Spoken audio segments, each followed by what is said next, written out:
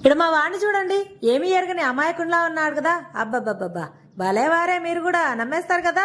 మావాడు పట్ట పగలే చుక్కలు చూపిస్తాడు నాకు తెలుసా. ఆకాశంలో చుక్కలు ఎన్ని ఉన్నాయో లెక్క పెట్టారా మీరు? మావాడైతే నాతో లెక్క పెట్టించాడు. అంత సామర్థ్యం, అంత క్యాపబిలిటీ మావాడికి మాత్రమే ఉంది. వాళ్ళలో ఉన్న అంత గొప్పతనం ఏంటక్క? మరి మాకు కూడా చెప్పొచ్చు కదా, మేము వింటాము అంటారేమో. అరే రే, మీకు చెప్పకుండా ఎందుకుంటా, చెప్తాను వినేసేయండి. అది కూడా లేక పడిన వాన రాత్రంతా పడింది కాక మళ్ళీ పొద్దునకి కూడా కురుస్తానే ఉంది. మావాడు తీరిగ్గా తెల్లారి కలుపులుంకుంటా లేచి చూసేసరికి బయట బీభత్సమైన వాన. ఇంకేముంది, ఆ వానను చూసి మా వాడి ఆనందానికి అవధులు లేవనుకోండి. ఇంకా మొదలెట్టాడు, అమ్మా రెయిన్ పడుతుంది స్కూల్ కి వెళ్ళను, అమ్మా రెయిన్ పడుతుంది స్కూల్ ఉండదు కదా అని గోకడం మొదలు పెట్టాను. వాన కూడా జోరుగా పడుతుంది. ఇంకా జోరు వానలో ఏం పంపిస్తాంలే అన్నట్టు నేను కూడా సరేలేరే పోవద్దులే అనేసినాను. అంతలోనే వాన ఆగిపోయి ముమ్మరంగా ఎండొచ్చేసింది. ఇంకా మా వాడి ఆనందం అరగంట కూడా లేకుండా ఆవిరైపోయింది అనుకో. వాన లేదు ఏం లేదు, ఇంకా ఆగిపోయింది కదా, పోదాంపా రెడీ చేస్తా అని చెప్పి స్కూల్ కి రెడీ చేస్తా అంటే, ఆహా నేను రానంటే వద్దన్నావని ఫస్ట్ చెప్పిన మాటకే ఫిక్స్ అయిపోయినా, నేను రానని ఏడుస్తా.